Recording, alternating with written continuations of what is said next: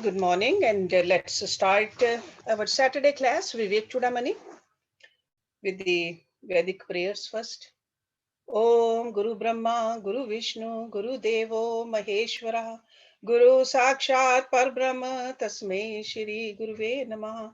Om Bhuvah Swaha Tatsavitra Varenyam Bhargo Devasya Dhimahi Dhiyo Yo Nah Prachodayat Asto Ma Satgamya Tamso Ma Jyotirgamya Mrityurma Amritam Gamya. Om Sahna Vavatu Sahna Bhunatu Saviryam Karvavahi Tejasvi Navadhitamastu Ma Vidvishavahi. Om Shanti Shanti Shanti Om. So we ended our class with 184, verse number 184, and few verses after that, Shankaracharya ji is explaining this Vijnanamaya Kosha to us, the intellectual sheath. So 184 to 188 to be exact. So we learned that in 184 he said the intellect with its modifications along with the organs of perception form the intellectual sheath. It has the characteristics of the agent, the doer.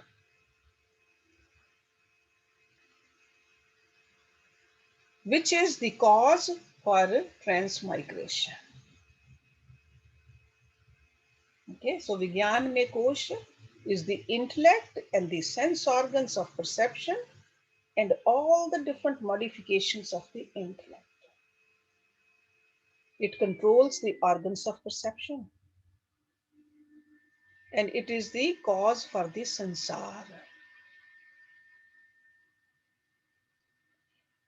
And modifications of the intellect are the awareness of doing and the concept of I am the doer. That's what modification is. And this concept creates more and more vasanas, impressions. And in order to exhaust the vasanas, we all move from one field of enjoyment to another. And that's why there are births and deaths again and again. And how this kosh is cause for the sansar is explained in the next verse. That's where we are going to start our class. 185. अनुव्रजत चित्त प्रतिबिंब शक्ति विज्ञान संज्ञा प्रकृते विकारः ज्ञान क्रियावान अहम इति अजस्रम देह इंद्रियादिषु अभिमन्यते भृशम. अनुव्रजत, that means accompanied by.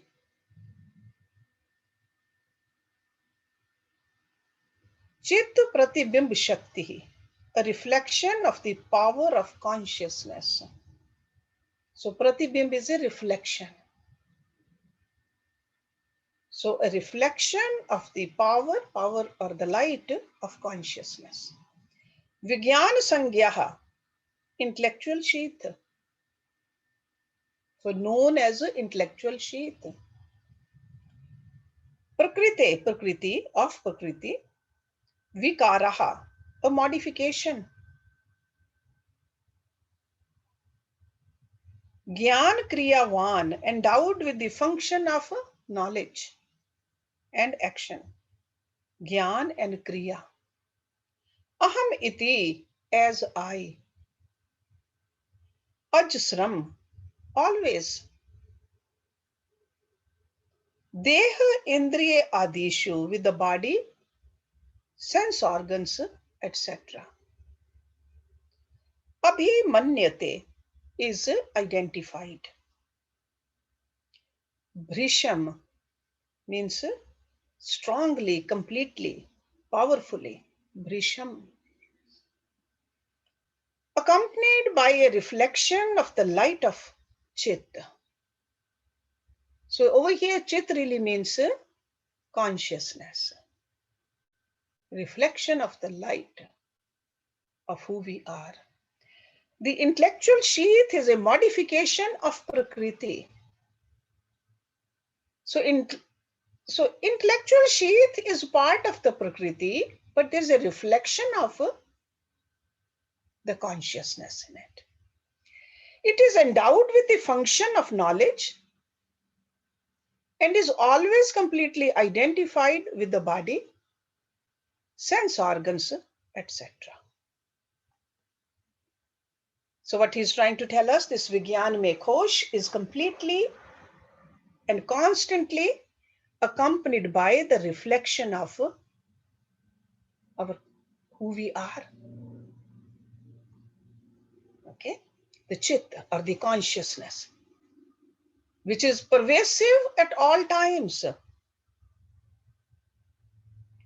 So consciousness reflected in the intellect is intelligence. Just like electricity reflected or functioning in the bulb is light. In the fan, it's the rotation. In the heater, it's the heat. And in the refrigerator, it's cold. So that's how he says that consciousness reflected in the intellectual sheath is the intelligence. So this is the mighty power, Brisham. It is a mighty power of eternal consciousness, God, which is the spark of life in all of us. And it's not confined only inside us. It is present everywhere at all times. And it generates the doership idea. I am doing it. Because we all know where the doership has ended, individuality has also ended. So this idea is explained with this term pratibimb, reflection theory. It's a reflection of the Atma. So the intelligence in us is there only because of the consciousness playing through the intellect in us. So intellect by itself has no intelligence. It's almost like a mirror in the darkness. No matter what kind of a mirror there is, if there's no light on it or light in the room, we cannot see anything. So the function of the intelligence, the Vijnanamaya Kosha, is to know. So Gyan is its main function, to know. So it gives rise to the concept of I, the knower. Just like we learned earlier that mind projects the world of objects, but the intellect illumines them with its intelligence, which is reflected in the light of consciousness. So that's where that I know understanding comes. So this process of mental projection and intellectual recognition is going on all the time in our personality. That's why the feelings of I and mine are created. Because the feeling of the I is the reference to the body, I, the sense organs, the prana, the mind. The feeling of mine is with the reference to the objects, mine. It belongs to me.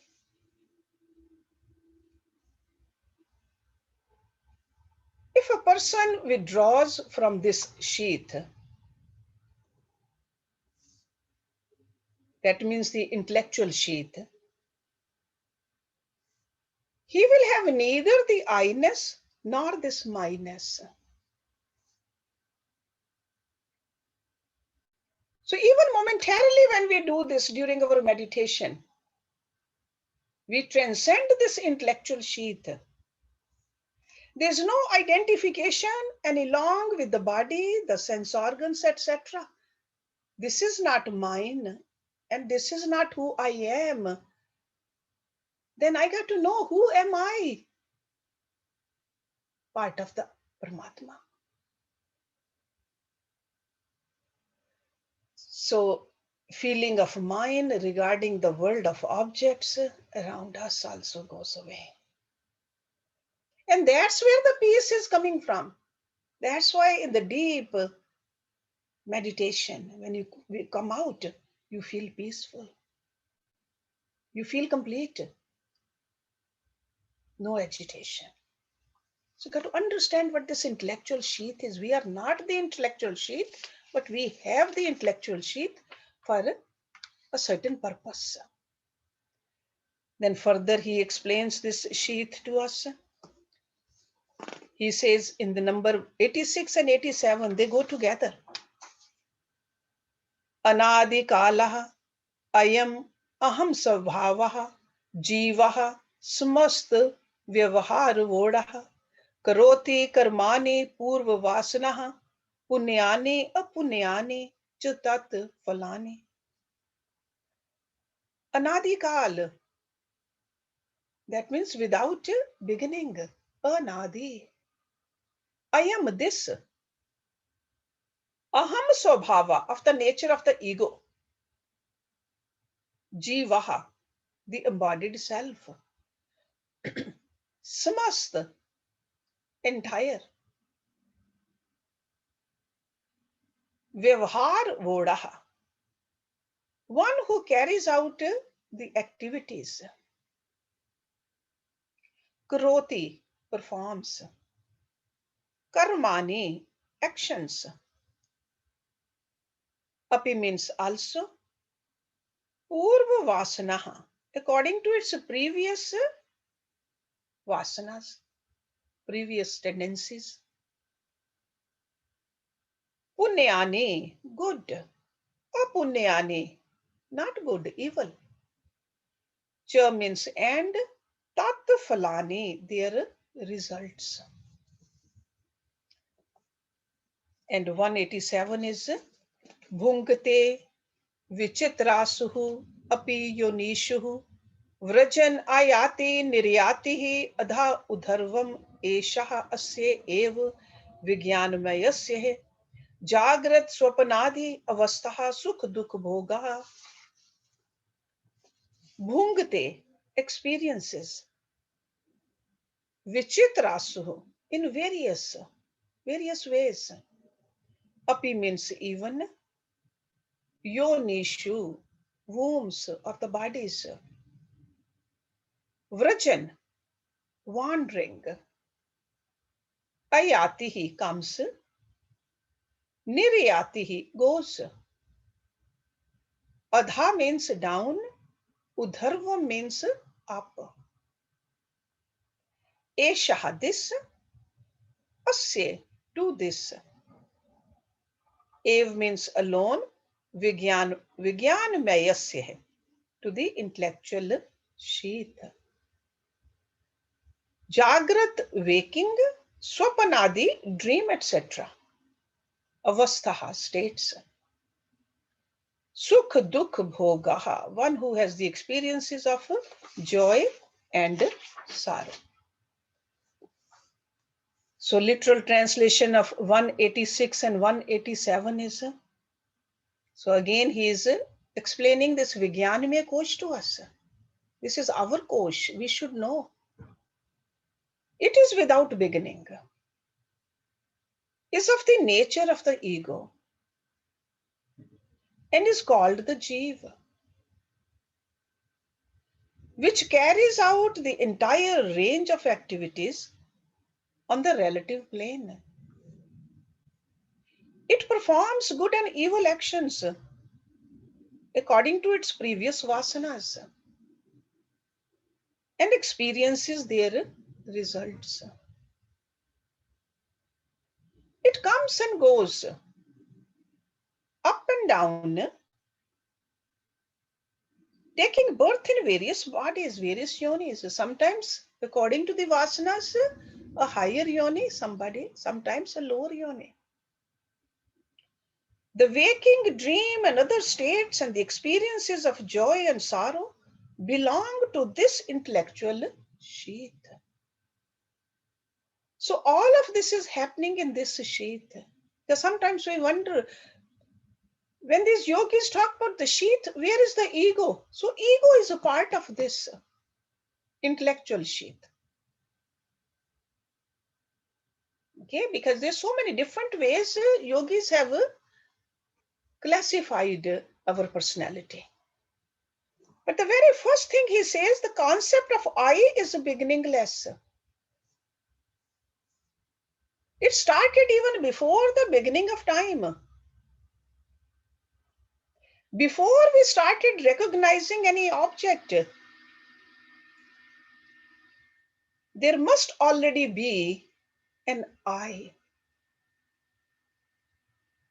Because if there is an object and I is not present, there cannot be any experience. For every experience, the I factor representing the subject is indispensable. So in that sense, this Rishi is saying it's anadi. I, the ego, myself, am the subject. So the first object that emerged at the beginning of creation must have been the first thought of at zero time. So anadi. So ego is beginningless, anadi. This I-ness, aham swabhav, that is another way in Sanskrit rishis say. I-ness is aham swabhav, is also beginningless. And that is called the Jeev. So see, this is how the Jeev and a Jeev Atma. Atma is pure, but the Jeev Atma is individual soul, or the individuality when we experience. That's a Jeev. So all activities, so Atma doesn't do anything, but all the activities on the relative plane are carried out by this Jeev. Because this light of consciousness conditioned by the thought, that's creating all the activities. When the last thought is ended, there is no more an ego, and so no more any actions. To realize consciously and dynamically this state of actionlessness is called samadhi. Okay. So meditation, before meditation, we do the concentration. So concentration, meditation, and when we reach samadhi, consciously we are trying to reach to that state, which is a actionlessness. So the Jeev carries out the activities of the world in strict adherence to a blueprint, which is our vasanas. Because some of those activities we have done good, some evil, and some indifferent also. That's how the texture of our vasana has been created. And based upon that blueprint, as a Jeev, we keep on acting in this world.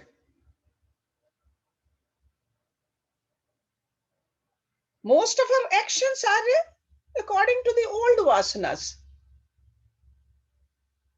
Sometimes we even say those, utter these words, I've been doing it all this time. I cannot change. Because we are so much under the grip of the old vasanas, we feel that we cannot change. And according to these old vasanas, we enjoy the fruits of action, or we have to take birth in various fields of activities. high and low. And high and low is in a reference to this relative existence. Another thing he's telling us that we know this waking dream and deep sleep consciousness. He says they are all conditionings of this Vijnanamaya Kosha. Conditioning. So the experiencer of joy and sorrow in these three states of consciousness is this intellectual sheath. So in whatever state there is an experience, the concept of I is eminent. Okay, so Vijnanamaya Kosha is not a simple Kosha, it's a very subtle Kosha, subtler than the mental Kosha also. So that's why this is a I-ness in there is embedded. Remember that. Now in the next verse, 188, देह आदि निष्ठ आश्रम धर्म कर्म गुण अभिमानम सततम मम इति विज्ञान कोशः अयम अति प्रकाशः प्रकृष्ट सान्निध्यवशात् पर आत्मनः अता भवति एषः उपाधीयस्य यत् आत्मधि संसरति ब्रह्मेण देह आदि निष्ठ belonging to the body etc. देह आदि ashram, the orders of life, the stages of life. We are all familiar with those four ashrams. Dharma, duties. Karma, actions, functions. Gun, abhimanam, identifying with the attributes, gunas. Satatam, always. Mam iti, as mine. Mam iti. Vijnana Kosha, the intellectual sheath. Ayam means this. Ati Prakashaha is extremely radiant. Ati Prakash, very luminous. Prakrisht, close. Sanitya Vashat, because of its proximity. Sanidhya, closeness, very near.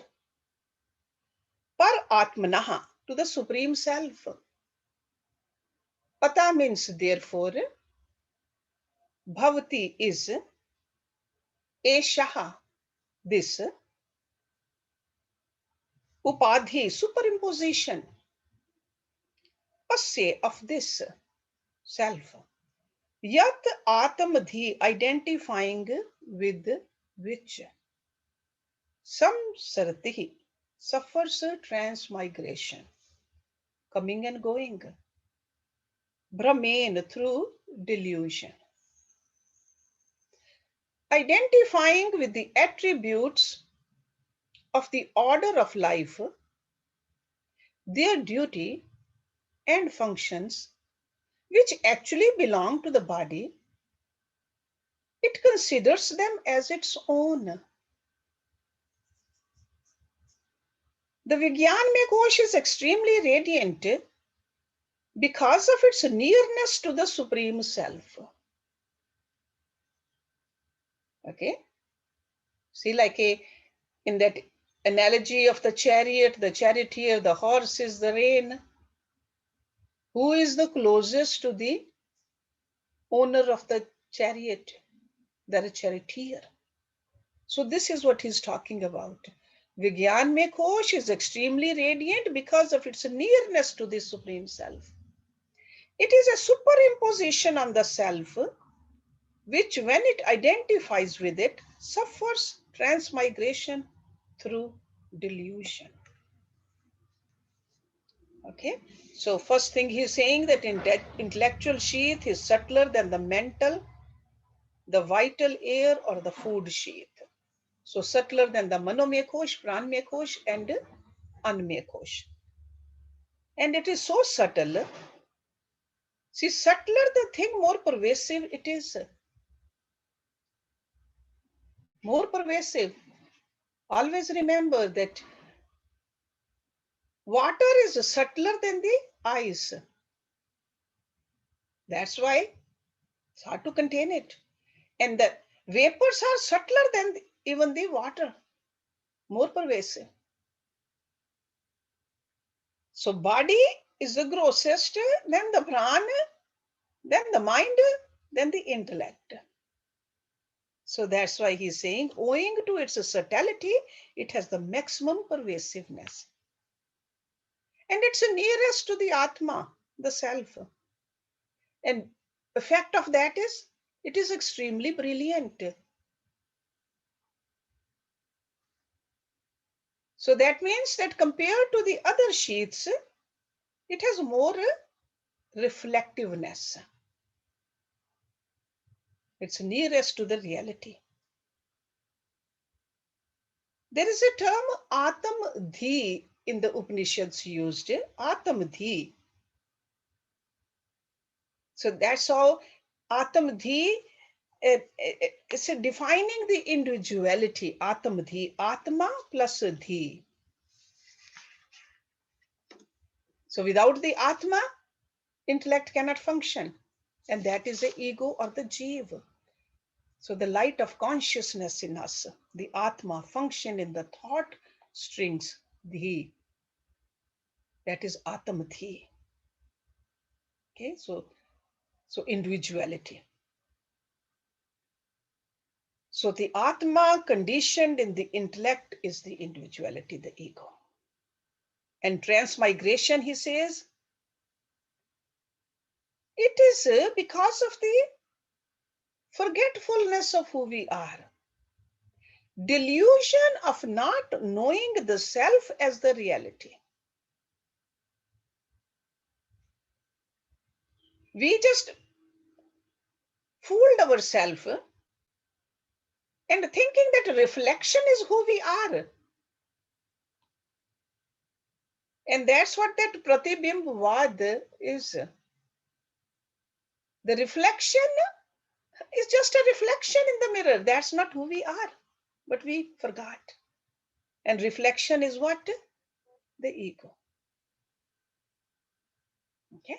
So not knowing ourselves. And as a human being, this is what we need to know.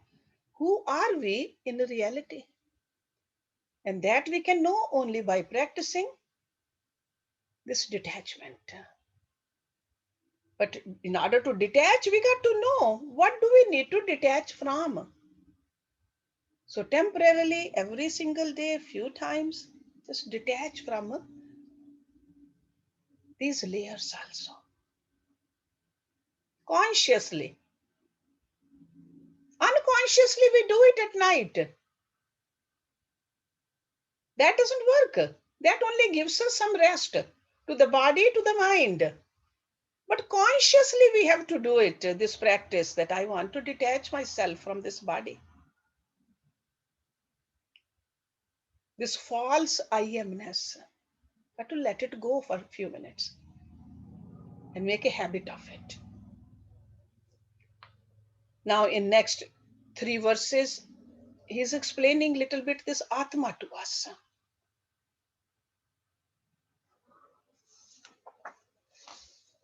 Yo ayam Vijnanamaya Praneshu Hridi Safurti Ayam Jyoti Kutastha San Atma Karta Bhogta Bhavati Upadhistha. Ya means that which. Ayam means this. Vijnanamaya, the nature of knowledge. Vijnanamaya, absolute. Praneshu, within vital breaths or the prans. Hridi, in the heart. Sufurti, shines. Ayam means this. Jyoti, the self-effulgent. Kutastha, sun, being immutable, changeless. Atma the self, Karta doer, Bhogta enjoyer or experiencer. Bhavati becomes available. Upadhistaha, seated in the upadhi. Okay, so it's like a limiting adjunct, upadhi. The Atma, which is knowledge, absolute, shines within the prans, in the heart. Though it is immutable, it becomes the doer and the experiencer because of its superimposition of the intellectual sheath, the Vijnanamaya Kosha. So what he's trying to tell us, the seat of the intellect is in the heart. That is in the, we always say that cave of the heart. And in the intellect and in the middle of the intellect is the shining Atma. So this is just a poetic expression actually. Normally, we see that a person with a noble emotion is called a person of heart. Noble emotion. And a person who doesn't have a noble emotion, what do we say? Heartless. And also the mind full of love is called the heart. So it's not a organ as heart which we know. This is a poetic expression. Remember that. It's almost like when I enter a rocky cave, above me there's a rock, below me there's a rock, to my sides, to the front, everywhere, under my feet also. What is there? Nothing but the rock. In the same way, when I enter the cave of my heart, all around me, what is there? The heart. And over here, heart means love, pure love. In that kind of atmosphere of universal love, the seeker's intellect must function. Because in the cave of the intellect is Brahma, the absolute. Atma in an atmosphere of universal love can experience this. That's what he's trying to tell us. That love has to be there in our heart in order to experience this. So that's why the teachers say that in the Hridaya is the Buddhi. Because the heart agitated with likes and dislikes is called the mind.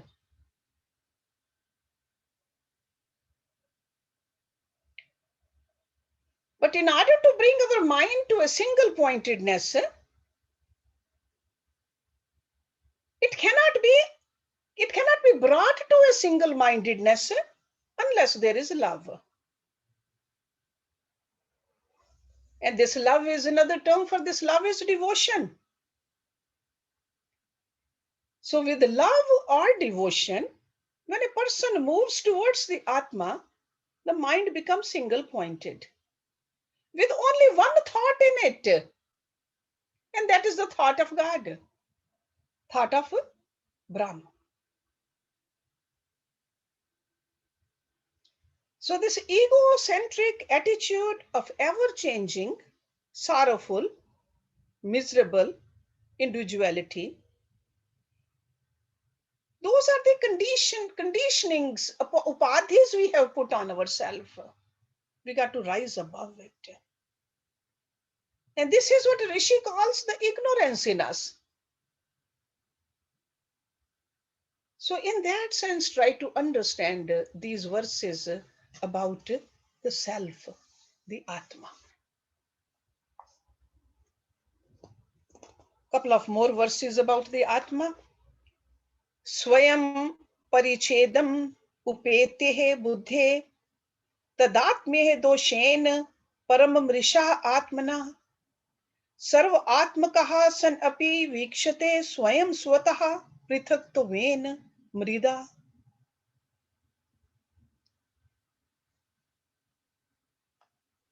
मृदा घटान एव. स्वयं means itself. Parichedam, the limitations. Upetye, assuming. Buddhe, of the intellect. Tadatme doshen, because of its wrong identification. Param means entirely. Mrisha atmanaha, with the false entity. Sarv atmakaha, the self of everything. Sarv means everything. San, being. Api means even though. Vikshate, considers. Swayam, itself. Swata, from itself.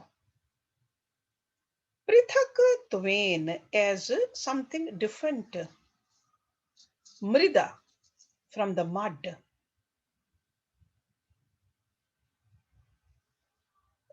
Ghatan eva, pots, etc. Or like a pot. Ghat means pot. This Atma, although it is the self in every existing thing,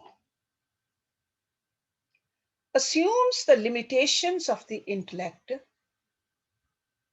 and wrongly identifying with this entirely false entity. False in the sense something which keeps on changing is false. It considers itself as something different, like the mud pots from the mud of which they are made.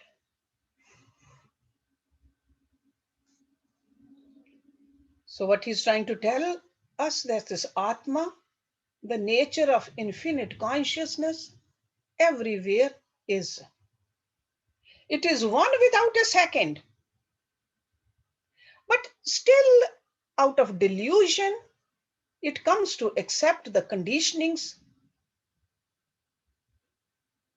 and continuously identifies with the matter layers. And having identified with the conditionings, it suffers.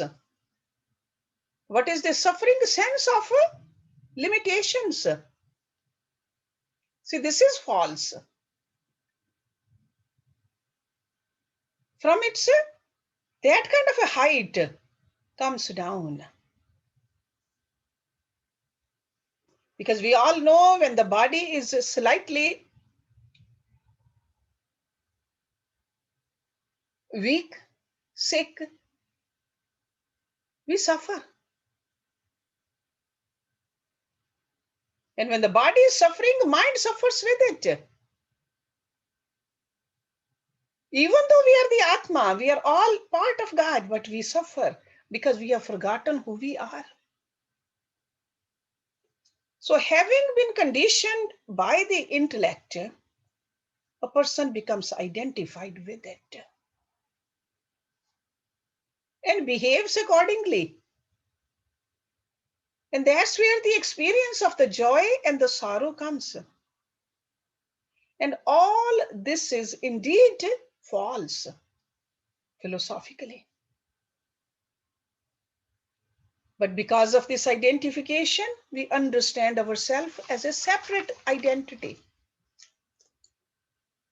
And we start seeking the truth somewhere else, even though we are the truth.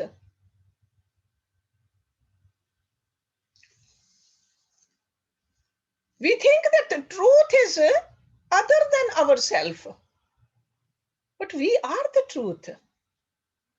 See, just like he's giving us example over here, when the pots are made of mud, if they develop as individual entities of names and forms, They think we are separate. Different sizes, different shapes, parts. They say, no, we are separate. But somebody will say, no, you're all clay. Nothing but clay. This is what he's trying to bring our attention to. We are this reality, but we have forgotten. We have put all kinds of layers of upadhis on us. Let's do one more verse and then we'll start our next class with a couple of questions from the student. And from here you can see that this is in a dialogue form, this scripture also. Even though questions are few, the answers are in detail. Because this kind of a subject matter needs to be explained fully. So 191. Upadhi sambandh vashat paratmaha hi upadhi dharman anubhati tadgunah अयो विकारान अविकारी वहनेवत सदा एक रूपः अपि परः स्वभावात् उपाधि संबंध वशाद due to its relationship with the superimposition. Sambandh is the relationship. Paratmaha, supreme self. Paratma.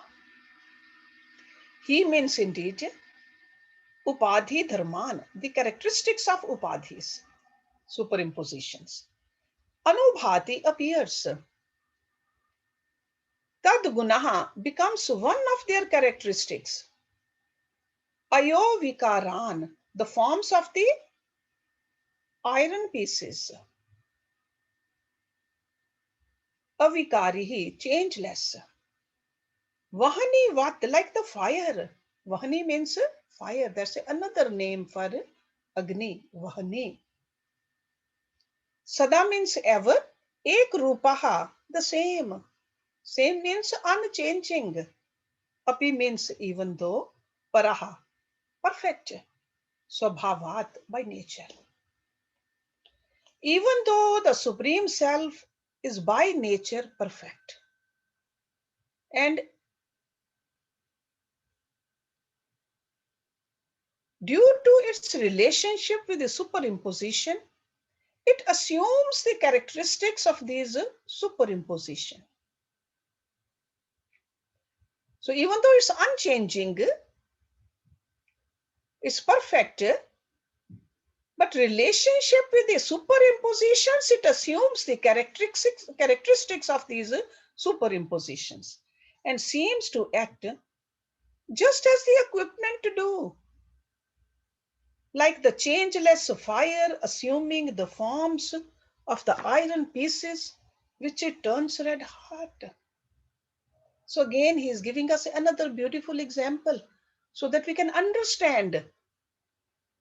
So the supreme reality, because of the identifications with the upadhis, conditioning, becomes according to the dharma of those conditionings. Just like when it functions through the body, assumes the qualities of the body.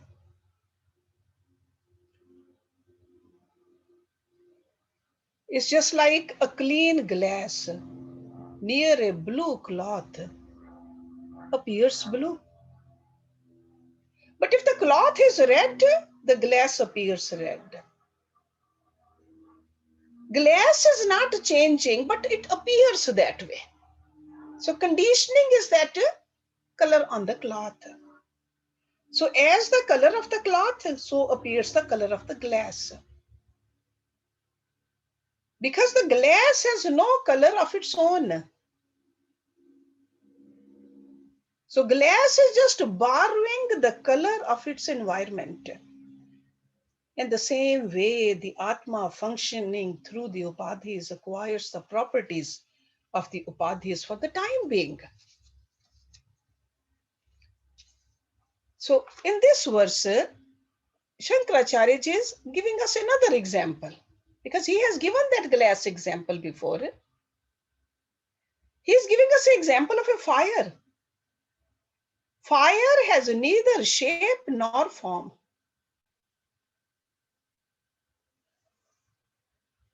A cubical heat, rectangular heat, spherical heat are not possible. Nor has the heat any weight. But when iron pieces are put in the fire assumes its shapes and the weight also.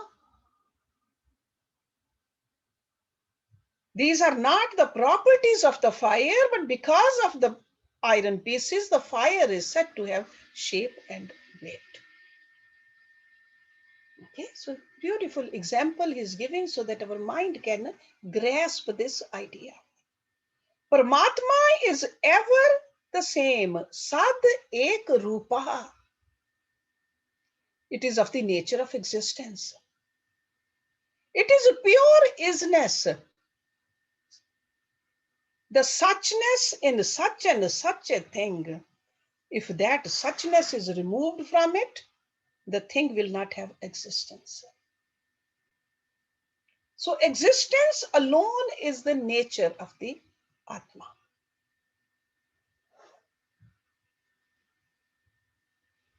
So it is of the nature of existence, no other description is possible.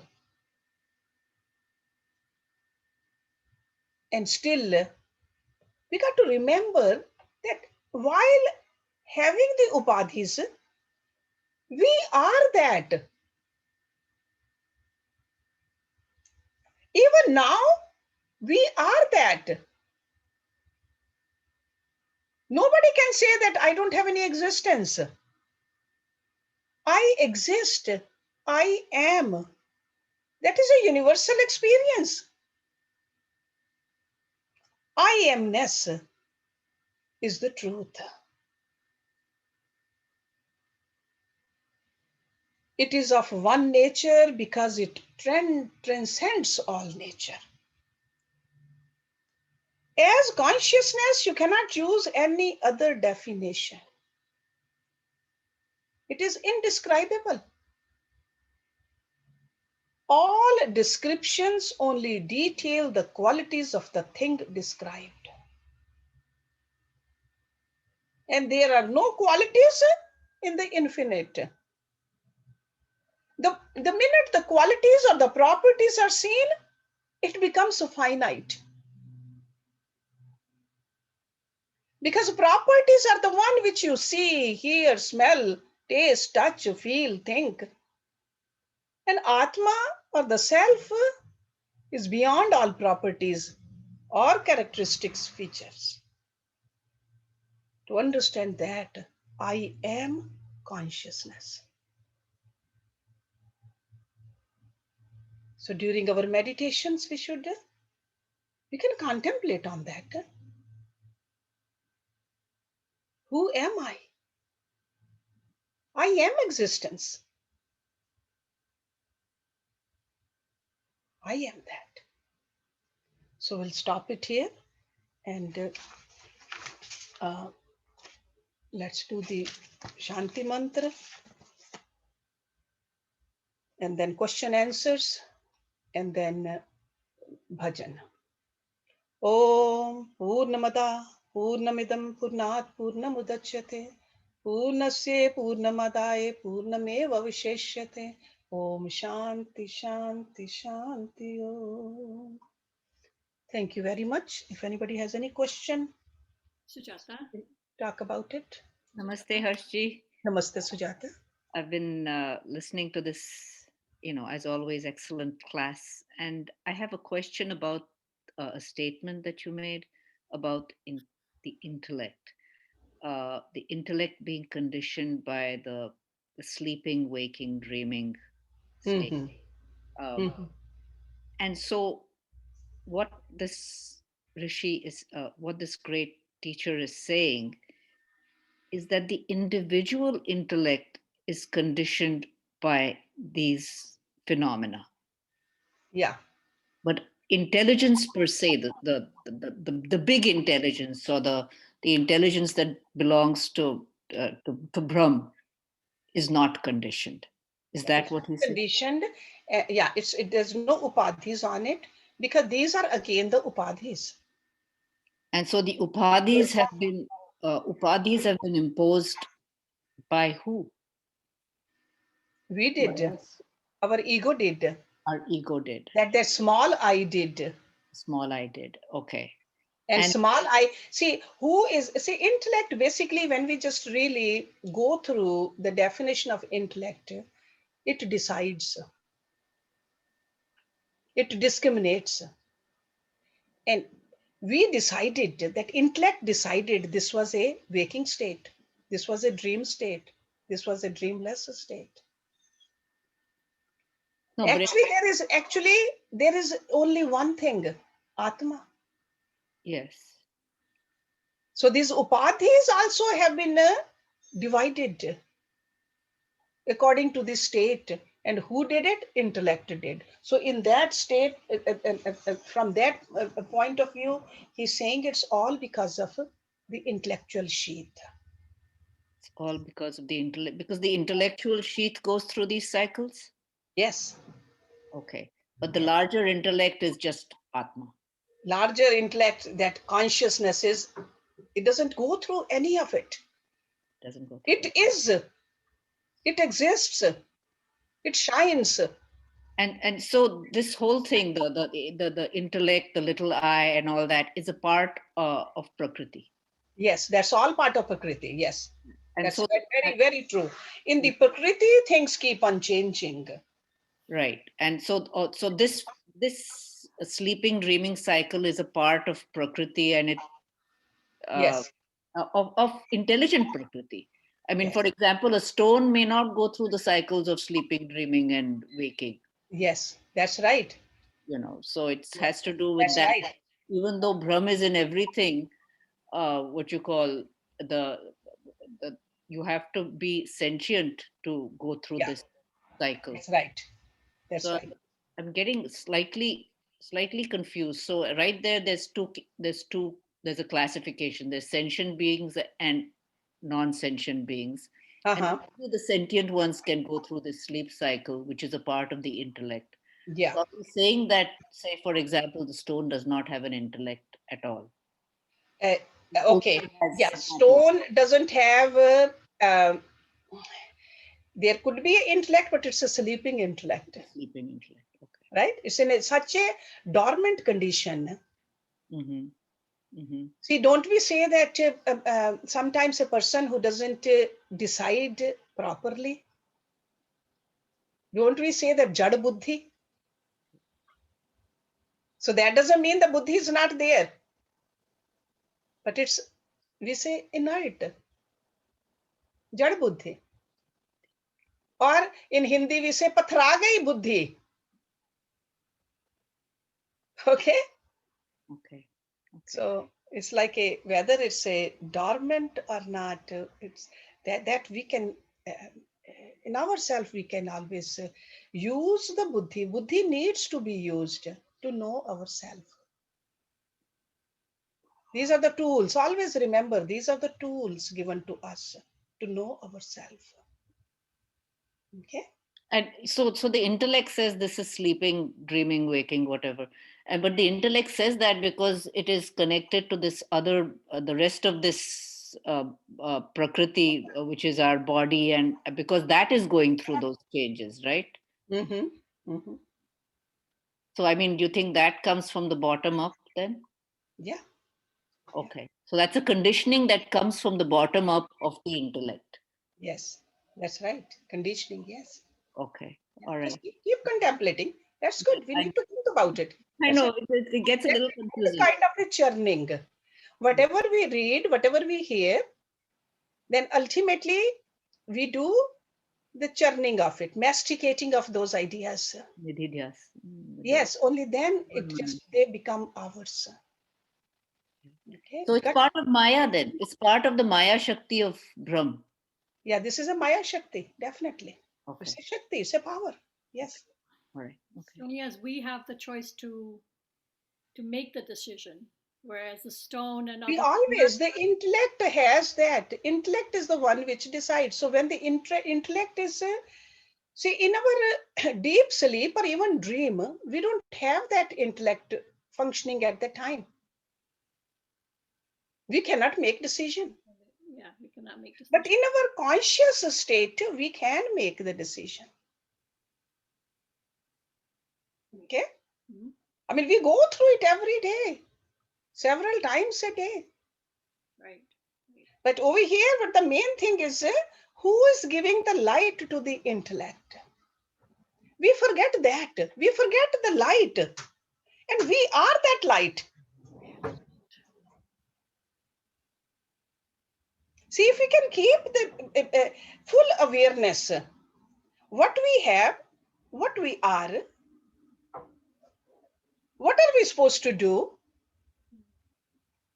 Then somebody will say that, yeah, you are living a life with a full awareness, consciously. Otherwise, most of our life is, it has been lived sleepingly. The more consciously you. Almost like a sleepwalking. Okay? Yeah. So anybody else? Manju, you have your. Yeah, Hershey, Hershey, Yes. when we were talking, I mean, it was a very deep knowledge today we talked about, and it was beautiful. But I have a question. When we say that we want to elevate ourselves, at that time in our heart, we need to have a love for God. Mhm. Uh, Only that is the way to elevate ourselves, right? Yeah. But Hershey, if I am already, if my Atma is that, then what God are we talking about? And the people who don't believe it's going to be. We cannot hear you, Manju. We lost you. No, Can't hear. yours not Can working. you hear her, Jyoti? No, I cannot hear her. Oh, you cannot. Okay, then maybe I should That's be better. asking you sometimes in personally, Yeah, some yeah, other yeah. We time. can talk about it mainly the part which I understood. We are that, but we have forgotten that. And another thing she mentioned, if somebody doesn't believe in God, Mm-hmm. whether a person believe in some kind of a God or a name of God, but we all know how does it feel to be treated fairly, to be nicely. So at least we can start from there. That is creating a love. And love is another name for God, actually. Love, the pure love. I'm not talking about a business relationship. I'm not talking about what we get out of this relationship.